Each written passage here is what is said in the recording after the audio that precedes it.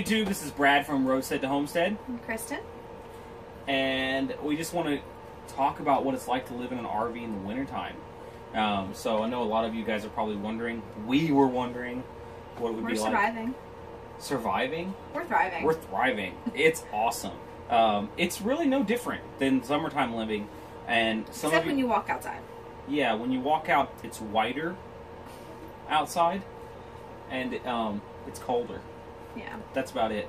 Some of you might disagree with us and be like, oh, it was awful. If you prepare your RV and you have the right rig, you'll be fine. So let's talk about the three main points about RV wintertime living. Power, heat, and water.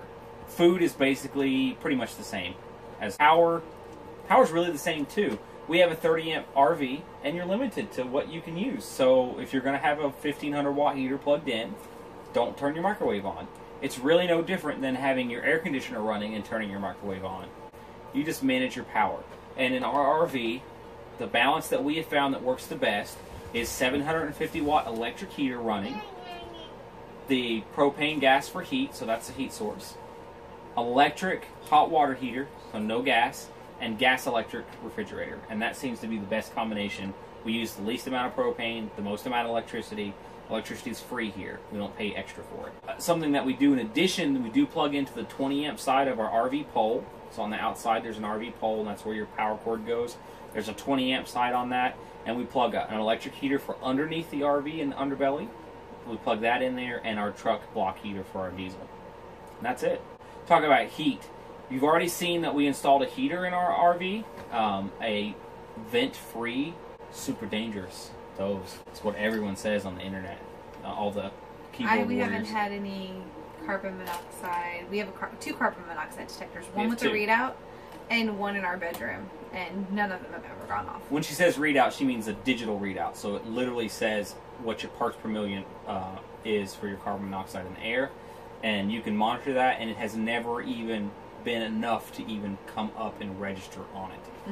Mm-hmm. So if you have it installed properly, you're fine. You're not going to die. However, it's good to have the redundant system, so we have two different detectors, and we're fine. We stay really warm too, by the way, like 75 to... I think it's been as low as 65, but it's been as high as like 80 sometimes. Yeah, it stays real warm in here, so we don't have a problem with that. And we've had nights in like negative 15. I will say, for those of you that are wondering, we have used very little propane compared to our neighbors. We have a neighbor that has used 500 gallons of propane since October, and we've used about 75. We have a 100-gallon bottle that was filled to 80. It was filled to 80 gallons. We used half of it. So we've used 40 gallons there, and we've used 4 40-pound bottles. Mm-hmm. I don't know how many gallons goes in a 40-pound bottle, but it's not much. No, but so we've used somewhere between... We're going on the high end of saying 75 to 100. 75 to 100 is on the high end, so very little.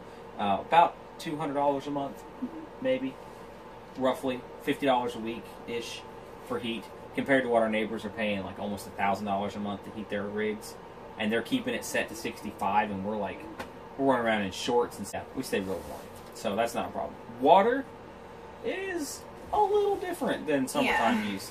On this campground, they don't have water supply, so there's no service. You don't hook up to the tap and have water in your RV. But what they do have is they have a water truck, and it comes around and fills you up every 2 days.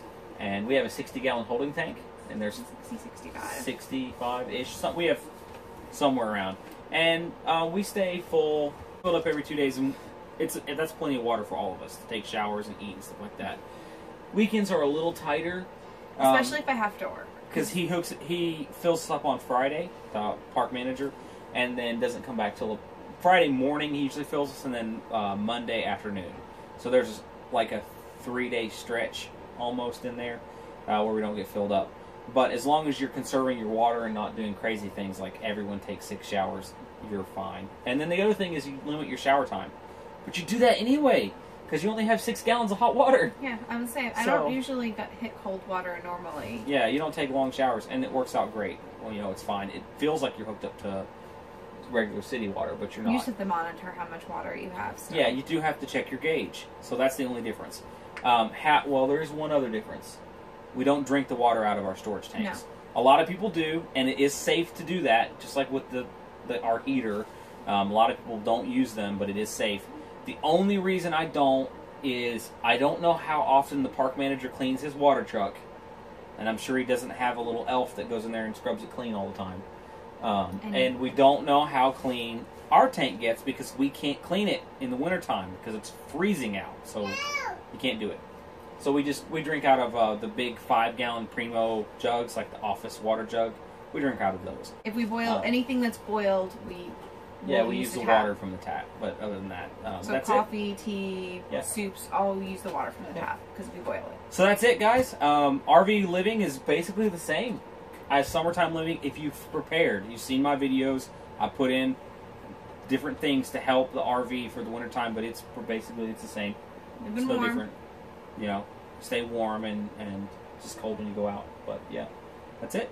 All right, guys, we'll see you on our next video. We'll tell you what's been going on since October.